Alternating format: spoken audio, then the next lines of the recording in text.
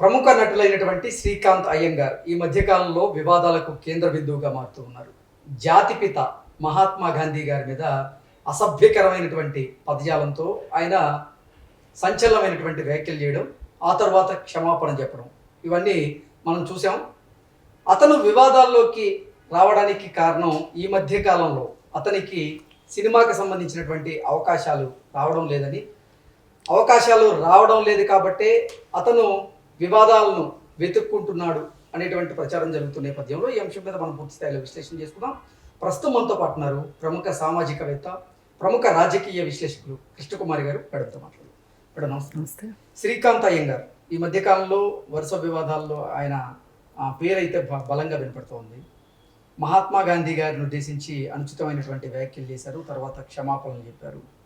అసలు మహాత్మా గాంధీ గారి మీద ఆయన అనుచితమైనటువంటి వ్యాఖ్యలు చేయడానికి కారణం ఈ మధ్య కాలంలో చిత్ర పరిశ్రమలో ఆయనకు అవకాశాలు రావడం లేదని, ఆ ఫ్రస్ట్రేషన్లో అతను తాగుడికి అలవాటు పడి మహాత్మా గాంధీ గారి మీద అనుచితమైనటువంటి వ్యాఖ్యలు చేశారన్నట్లుగా ప్రచారం జరుగుతుంది.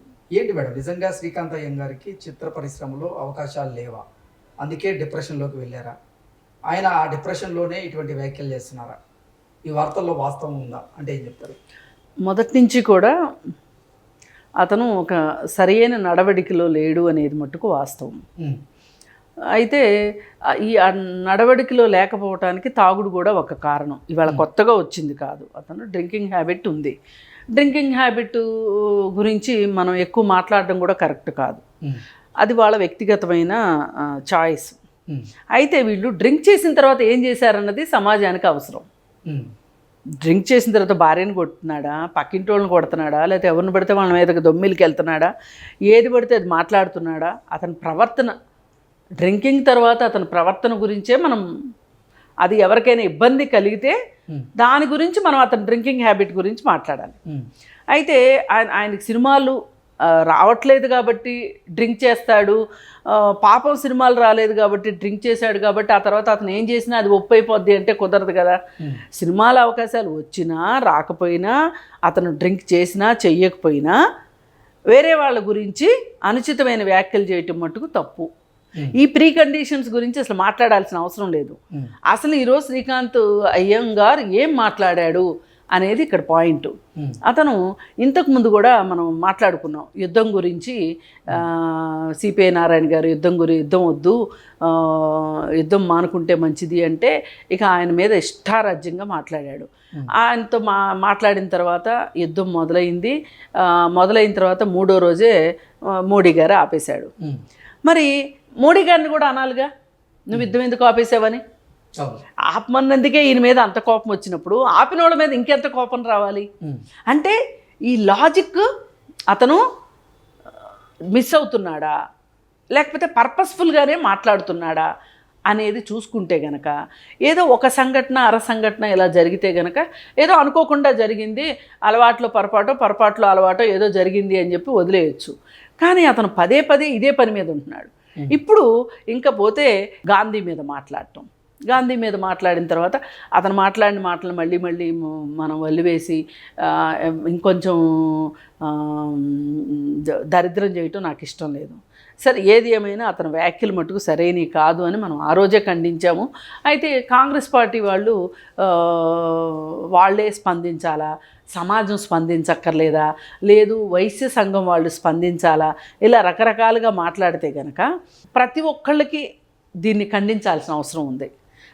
ఖండించడానికి కాంగ్రెస్ వాళ్ళే అవ్వక్కర్లా, వైశ్య సంఘాలే అవ్వక్కర్లేదు, మనలాంటి వాళ్ళే అక్కర్లేదు, ప్రతి ఒక్కళ్ళు ఖండించాల్సిందే దాన్ని. అయితే ఎందుకు ఖండించాలి? అసలు ఇప్పుడు మనకంటూ ఒక పెద్దవాళ్ళు ఉండగా, వాళ్ళు సొసైటీ కోసం బతికిన వాళ్ళు అయినప్పుడు వాళ్ళ గురించి మనం ఇలా అసందర్భంగా, అసలు ఇప్పుడు సందర్భం లేదు, ఏదో గాంధీ జయంతి అనేది ఒక సందర్భం, అయితే నీకు ఇష్టమైతే నువ్వు శ్రద్ధాంజలి ఘటించు, లేకపోతే లేదు, అంతే కదా.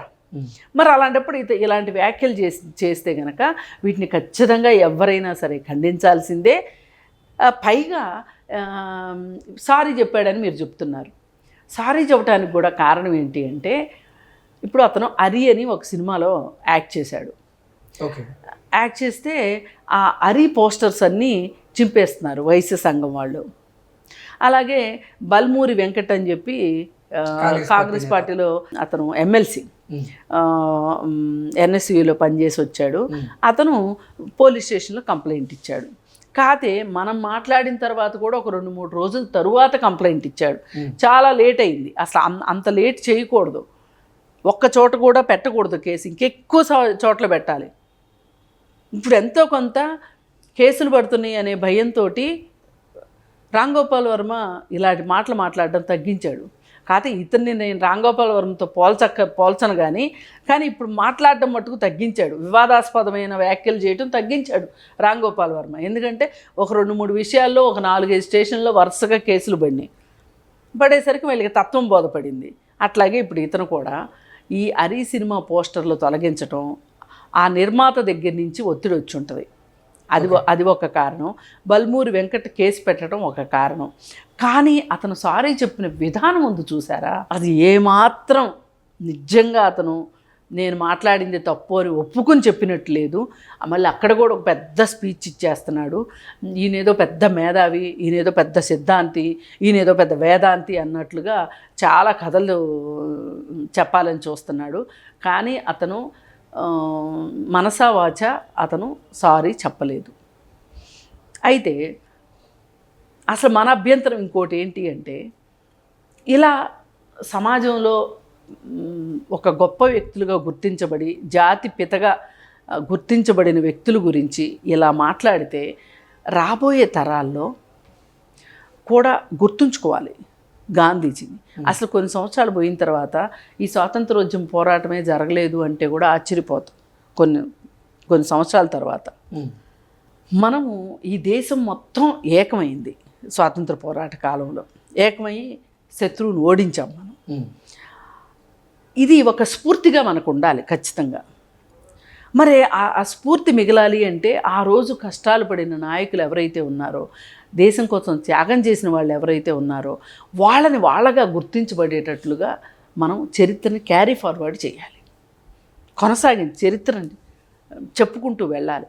ఇది ఒక వీరగాథ ఒక రకంగా. అయితే మరి ఇట్లాంటి వాళ్ళు ఇప్పుడు ఇతను ఖచ్చితంగా మనం ఒకటి చెప్పుకుని తీరాలి. ఈ శ్రీకాంత్ అయ్యంగారి వ్యవహార శైలి కొంచెం ఒక అరాచకమైన వ్యవహార శైలి ఉంది. ఈ అరాచకమైన శైలికి తగ్గట్లుగా అతను భరతమాత, జై హిందూ ఇట్లాంటి కొన్ని మాటలు మాట్లాడుతున్నాడు. ఇలా మాట్లాడేవాళ్ళు ఎవరు అంటే కనుక కొంచెం ఆర్ఎస్ఎస్ భావజాలం ఉన్న వాళ్ళే మాట్లాడతారు. ఇట్లాంటి వాళ్ళకి ఏంటంటే, ఇతను కూడా అన్నాడు గాడ్సే గొప్పవాడు అన్నాడు. ఇది ప్రమాదకరం ఈ దేశానికి. ఇప్పుడు ఈ దేశం కోసం త్యాగం చేసిన వాళ్ళు గొప్పనా, ఒకరిని హత్య చేసిన వాళ్ళు గొప్పనా అంటే అసలు నిజంగా గాడ్సే గొప్పవాడే అయితే గనక గాంధీజీని చంపేదానికంటే ముందు ఆంగ్లేయులను చంపాలి కదా.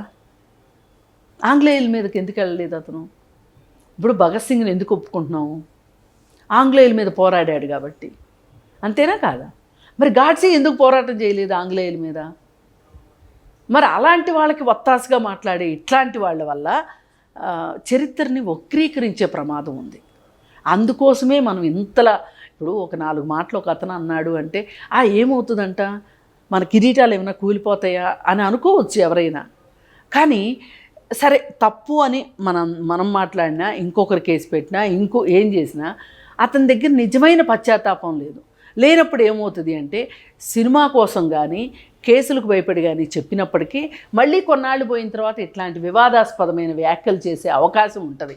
అందుకని సారీ చెప్పాడు అని వదిలేయకుండా అతన్ని ఖచ్చితంగా అతని మీద చర్యలు తీసుకోవాల్సిందే, ఆ కేసు కట్టవలసిందే, ఇతన్ని కోర్టు చుట్టూ తిప్పాల్సిందే.